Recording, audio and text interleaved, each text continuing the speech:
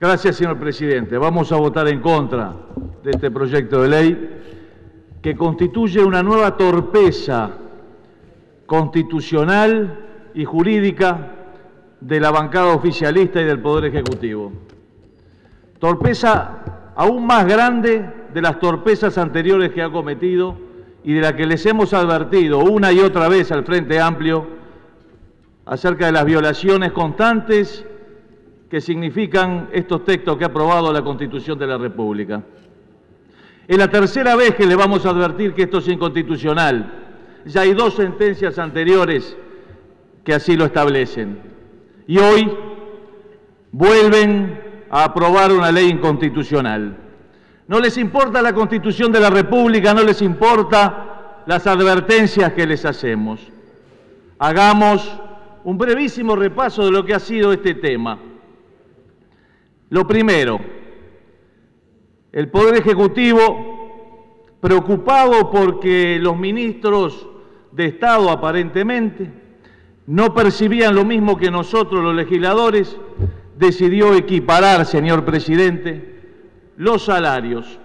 No aclaró a qué ministro se refería, pero esa preocupación del Poder Ejecutivo era que los ministros de Estado no ganaban lo mismo que los legisladores, pero no se preocupaba que los ministros de la Suprema Corte de Justicia, según parece, ni los ministros del Tribunal de lo Contencioso Administrativo, ni los ministros de la Corte Electoral, ni los ministros de otras instituciones del Estado ganaban menos que los legisladores. Pero no lo aclaró acá. Y nosotros revisamos la versión taquigráfica y le pido que la bancada oficialista lo haga y nos opusimos a la norma. Y advertimos que no era correcta y votamos en contra de la norma. Lógicamente, esa equiparación que consagró la ley con un texto muy claro, y dice el título preliminar de las leyes que cuando el texto es claro no se puede interpretarlo recurriendo a la historia fidedigna de su sanción o al espíritu de leyes análogas. Y era claro, dijo todos los ministros, por ende alcanzó a todos los ministros. Y al alcanzar a los ministros de la Suprema Corte de Justicia, alcanzó a los ministros de los tribunales de apelaciones, porque hay una norma que los engancha en sus aumentos. Y alcanzó a los jueces letrados de primera instancia, y alcanzó a los jueces de paz, y alcanzó a los actuarios, y alcanzó a los funcionarios judiciales. Es decir, se estableció en una ley la equiparación de los salarios de los ministros y el aumento de toda la cadena hacia abajo. Obviamente que los funcionarios recurrieron a la justicia y en el momento que la justicia estaba para fallar, el Poder Ejecutivo, sabiendo el error que había cometido, ocurre a otra inconstitucionalidad. ¿Cuál es la inconstitucionalidad nueva? Como sabía que se iba a fallar en su contra, nos trajo una ley interpretativa entre gallos y medianoche, interpretando que solamente aquella ley que era clara alcanzaba a los ministros de Estado. En ese momento volvimos a decirle al oficialismo, esto es inconstitucional, porque si hay un juicio sobre una norma que es clara, la interpretación de esa norma corresponde al Poder Judicial, no al Poder Legislativo, que se va a estar resolviendo un juicio que está sometido a otro poder del Estado. Pero no prestaron atención y de vuelta le advertimos y les dijimos claramente, esto es inconstitucional, porque no puede el Poder Legislativo, mediante una ley, resolver un pleito entre particulares. Tan sencillo como eso. No hay que ser abogado para entenderlo. No hay que leer a Montesquieu para entender la separación de poderes. Pero siguieron adelante y advertimos de la inconstitucionalidad, una más de las muchas que han ocurrido en estos 5 años. ¿Y qué pasó? Se decretó la inconstitucionalidad de esa ley. Entonces, ¿qué es lo que está pasando hoy? Los funcionarios judiciales, los funcionarios registrales, los jueces, los ministros de la Corte, tienen el derecho a percibir un salario que el Poder Ejecutivo se niega a habilitar los recursos correspondientes. Y entonces, ¿cómo lo quiere solucionar ahora? Con otra inconstitucionalidad. una más, tratando de presentar como que está siendo dadivoso, dándole un 8% de aumento, cuando en realidad le corresponde un 21,6%, de acuerdo a la ley. Y entonces se elabora esta ley enojado, ofuscado el Poder Ejecutivo, porque la única aplicación que tiene el artículo 9 es el ofuscamiento del Poder Ejecutivo con su propio error.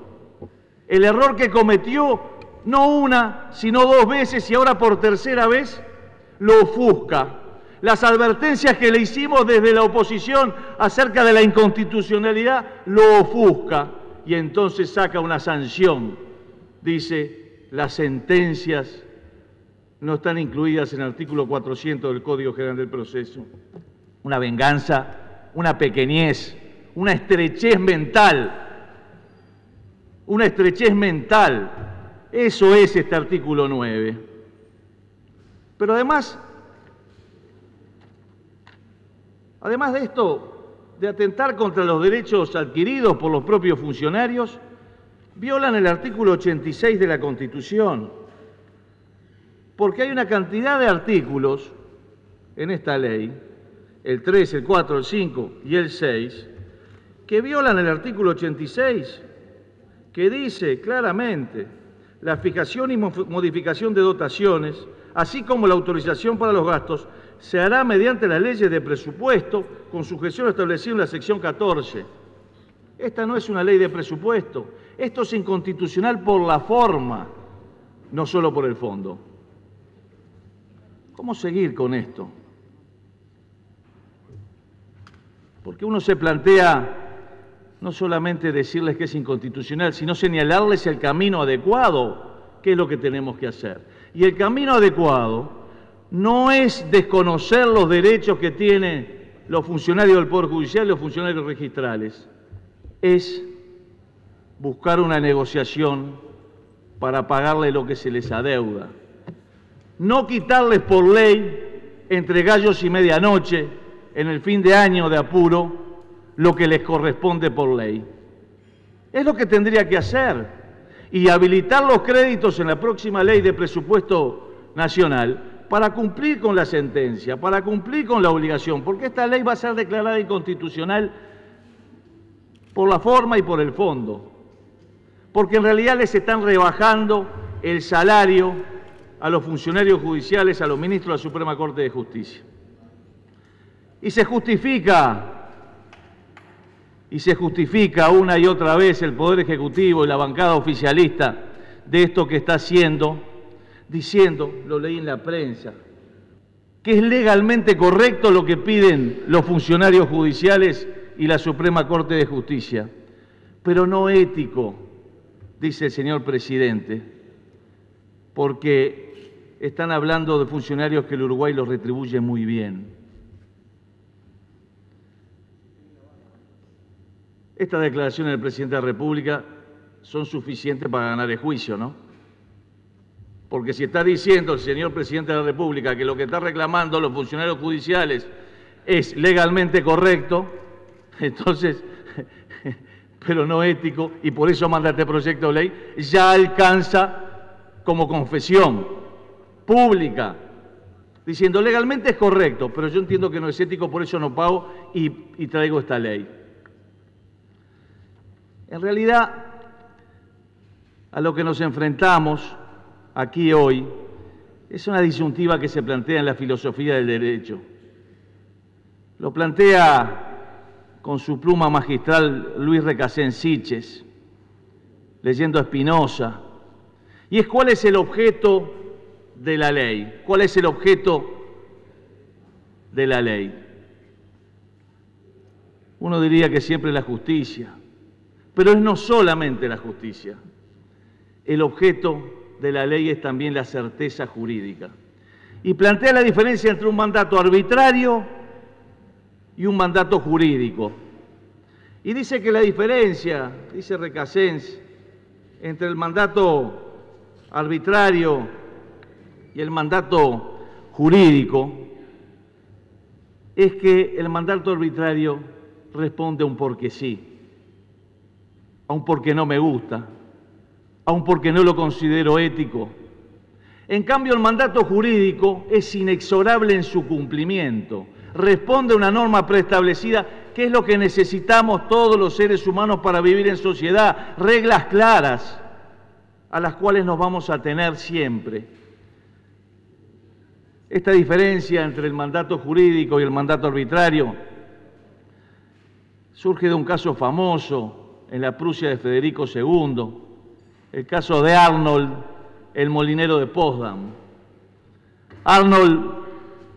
Johann Arnold era un propietario de un molino que funcionaba aguas abajo, y un vecino, solamente por enemistad, desvió el curso del agua para dejarlo al pobre molinero sin el agua para que su molino funcionara. Arnold fue al juez de primera instancia y no estaba previsto el abuso del derecho ni la prohibición de desviar arroyos y cursos de agua. Con el juez dijo, mire, no es justo, pero la ley no lo ampara. Recurrió a los tribunales y los tribunales confirmaron, no existía en ese momento en Prusia el abuso de derecho. Se fue a ver a Federico II y Federico II mandó restituir el arroyo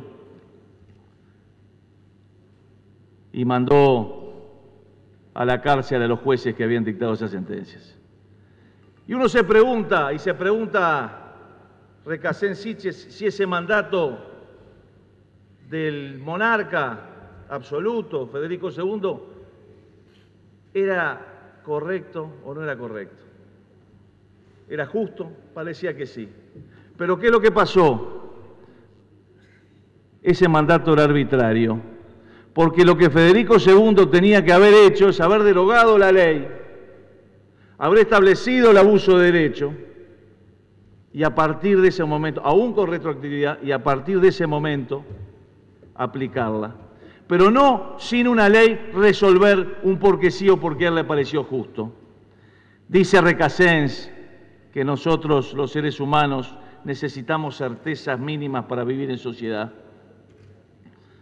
Necesitamos tener mandatos jurídicos y no arbitrarios de quienes ejercen el poder.